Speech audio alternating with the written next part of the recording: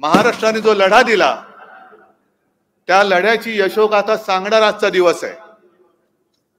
मी काल मध्यरात्री मुंबईमध्ये हुतात्मा चौकात हुतात्मा स्मारकाला जाऊन वंदन केलं आणि सहज बघितलं हुतात्म्यांच्या त्या मूर्तीकडे। योगायोग आहे, शेतकरी आणि कामगारांची ती मूर्ती, पण त्यांच्या हातामध्ये मशाल आहे आणि तीच मशाल घेऊन आपण आज पुढे निघालेलो आहोत। त्यावेळेला ज्या ज्या हुतात्म्यांनी आपल्याला मुंबई मिळवून देण्यासाठी रक्त सांडलं, बलिदान केलं। मी तर खूप लहान होतो, म्हणजे 1960 साली संयुक्त महाराष्ट्र अस्तित्वात आला। माझा जन्मही 1960 साली झाला, पण माझे आजोबा प्रबोधनकार, अर्थात तेव्हा शिवसेना नव्हती, बाळासाहेब माझे वडील आणि माझे काका यांनी तो लढा प्रत्यक्ष त्याच्यात सहभागी होऊन लढला होता। आणि त्या हुतात्म्याला वंदन करताना मी मनामध्ये शपथ घेतले, तुम्ही घेणार आहात की नाही? पण शपथ काय की रक्त सांडून मिळवलेली ही मुंबई आम्ही महाराष्ट्र द्रोह्यांच्या हातात जाऊ देणार नाही। आणि जे महाराष्ट्र लुटतायत, जे महाराष्ट्र ओरबाडतायत, त्यांचा सुपडा साफ केल्याशिवाय आम्ही राहणार नाही, ही शपथ मी तिकडे घेतलेली आहे। आणि हा सुपडा साफ करावाच लागेल, कारण मुंबई आणि महाराष्ट्राबद्दलचा आकस हा आजचा नाहीये। तत्कालीन जे मुख्यमंत्री होते मोरारजी देसाई कुठले होते, कुठून आले होते? आणि त्यावेळेला म्हणजे इतिहासामध्ये छत्रपती शिवाजी महाराजांनी सुरत लुटली होती। आता 2 सुरतवाले माझ्या छत्रपतींचा महाराष्ट्र लुटतायत आणि आम्ही आमच्या डोळ्यावरती काही झापडं लावून बघत बसणार? पवार साहेब, तुम्ही बोललात ते बरोबर आहे। यांना या महाराष्ट्राच्या मातीमधले 2 पक्ष म्हणजे काँग्रेस तर आहेच, पण शिवसेना आणि राष्ट्रवादी ही संपवायचे, कारण त्यांना असं वाटतंय की हे 2 पक्ष संपले म्हणजे महाराष्ट्र आपल्या बापाचा झाला। अजिबात नाही। मोदीजींना मी सांगतोय की मोदीजी, तुम्ही पंतप्रधान पदाला साजेल अशा भाषेमध्ये बोला। सध्या मोदी सरकारचं गजनी सरकार झालेलं आहे।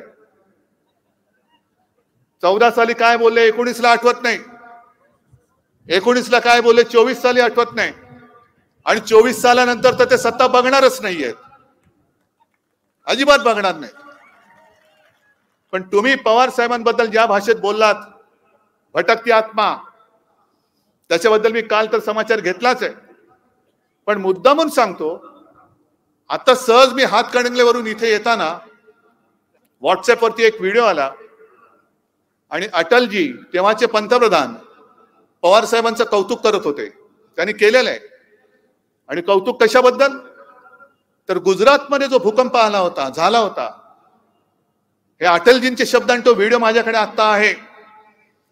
अटलजींनी सांगितलं की पवार साहेबांबद्दल की हा माणूस दुसऱ्या पक्षाचा आहे, हा माणूस दुसऱ्या राज्यातला आहे, तरी देखील स्वतःहून पुढे आले आणि त्यांनी सांगितलं की मी महाराष्ट्रामध्ये असताना जो आमच्याकडे भूकंप झाला होता लातूर किल्लारी, त्याच्यामुळे त्या आपत्ती व्यवस्थापनाचे काही मार्ग मला माहिती आहेत, काय मदत पाहिजे ते सांगा, मी करायला तयार आहे। पक्षाच्या पलीकडे जाऊन, राज्याच्या सीमेपलीकडे जाऊन पवार साहेब धावून गेले होते गुजरातला आणि मदत केली होती। म्हणून अटलजी पंतप्रधान असताना त्या आपत्ती व्यवस्थापनाचं अध्यक्षपद हे पवार साहेबांकडे दिलं होतं। याला दिलदारपणा लागतो, जो पवार साहेबांकडे आहे आणि अटलजींकडे होता। आणि आता हे जे बोलतायत की एक भटकती आत्मा, मग मोदीजी, जसं भटकती आत्मा असते तसं वखवकलेला आत्मा सुद्धा आहे आणि तो सुद्धा महाराष्ट्रात फिरतोय। आणि हा एवढा वखवकलेला आहे की स्वतःची तुलना, म्हणजे राम मंदिराच्या वेळेला एक कोणतं सागर गोटा आहे तिथलाच कुठला तरी, त्यांनी सांगितलं मोदीजी म्हणजे आजचे शिवाजी महाराज आहेत। अजिबात नाही। आमच्या दैवताची तुलना मोदींबरोबर होऊ शकत नाही, मोदींची तुलना महाराजांसोबत होऊ शकत नाही, कदापि नाही। त्या सागर गोट्याला सांगतोय, जर मोदींचा तुम्ही भक्त असाल तर घरी त्यांचा उदो करा, पण आमच्या महाराष्ट्राच्या दैवताच्या वाटेला जाऊ नका। आणि वेडावाकडा कोणी आणून ठेवाल आणि महाराजांची तुलना कराल तर महाराष्ट्र सहन करणार नाही. आणि म्हणूनच मी बोलतोय की जो महाराष्ट्राच्या मुळावरती आलेला आहे त्याचा सुपडा साफ आम्ही केल्याशिवाय राहणार नाही. मोदीजी, तुम्ही भटकत्या आत्म्याबद्दल बोलताय. कोण मांस खाते, कोण मटण खाते, कोणाला किती मुलं व्हावी. अरे ज्याचा त्याचा वैयक्तिक प्रश्न आहे, आम्ही काय करू शकतो. तुम्हाला राजकारणामध्ये मुलं होत नाहीत नेते म्हणून, आमच्यातले चोरतात त्याला आम्ही काय करू. आमच्यातले गद्दार चोरून तुम्हाला उभे करावं लागतात, हे तुमचं अपयश आहे, आमचं नाहीये. अरे आमची काही पोरं तुम्ही चोरलीत, मुलं पळवणारी टोळी, काही गद्दार चोरलेत, पण हे बघा ना किती आहेत. अरे तुम्ही 40 चोरले असाल, पवार साहेबांचे काही चोरले असाल, पण आज लाखो लोक, नवे महाराष्ट्रातली करोडो लोक ही माझ्यासोबत, पवार साहेबांसोबत आणि आपल्या महाविकास आघाडी काँग्रेस सोबत ही खांद्याला खांदा लावून तुमचा सुपडा साफ करण्यासाठी उभे आहेत. ही प्रधानमंत्रीची भाषा आहे की कोण मटण खाते, कोण मांस खाते. मग जर मी असं बोललो की हे कोल्हापूर कशासाठी प्रसिद्ध आहे,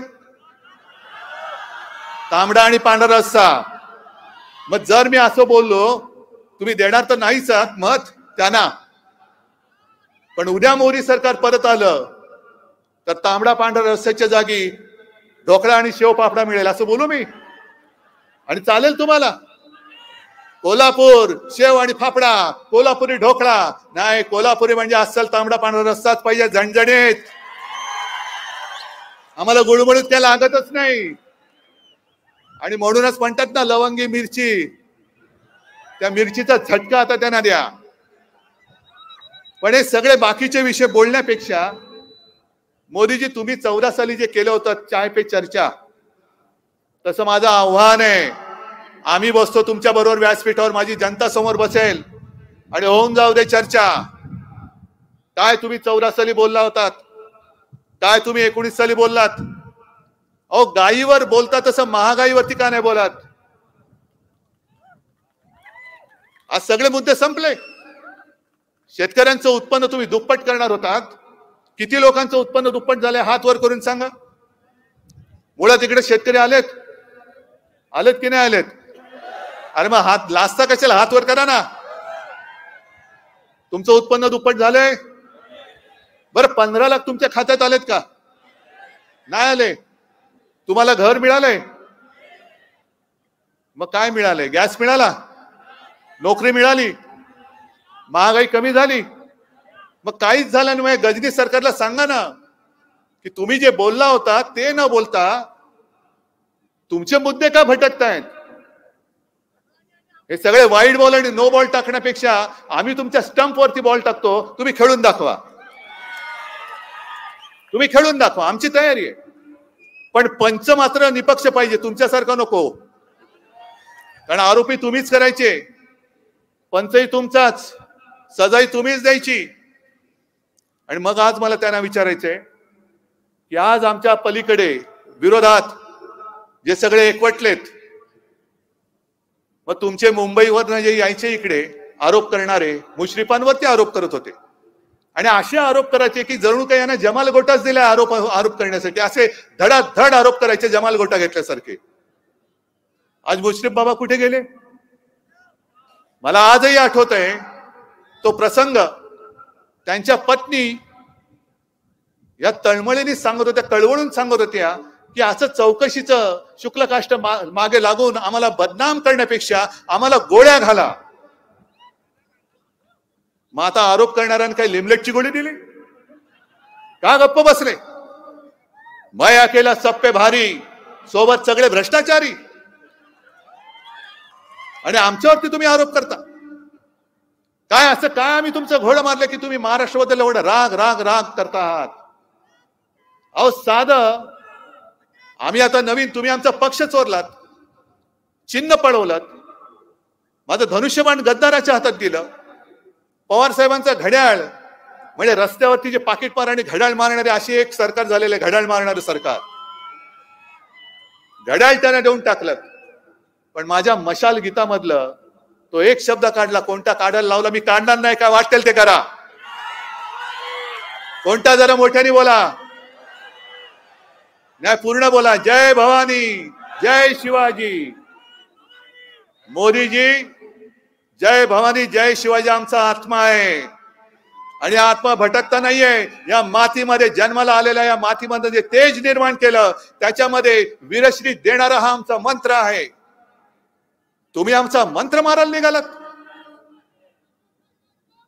काय शेतकऱ्यांनी तुमचं घोडं काय मारले?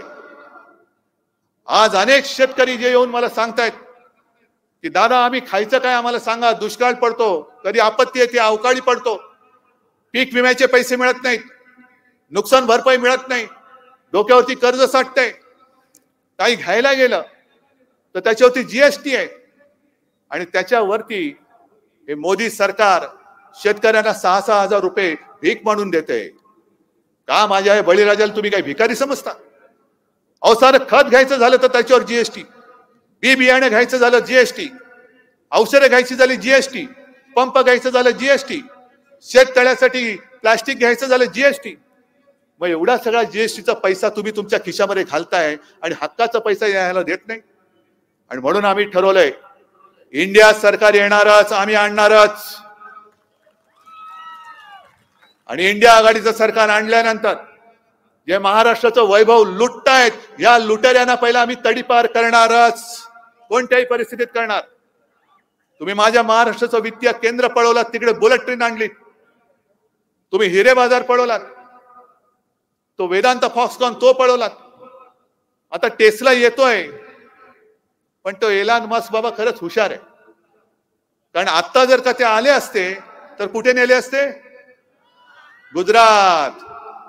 म्हणून तो बाबा थांबलाय, कारण त्यांना पण कुणकुण गेले की देशातलं सरकार बदलतंय, इंडिया आघाडीचं सरकार आल्यानंतर मी येणार. व्यापाऱ्यांना छळताय जीएसटी लावून. या जीएसटी मध्ये सुद्धा आम्ही बदल करू. आणि जो कर दहशतवाद आहे, व्यापाऱ्याने छळताय, शेतकऱ्याने छळताय, सगळ्यांना छळताय, महागाई वाढते,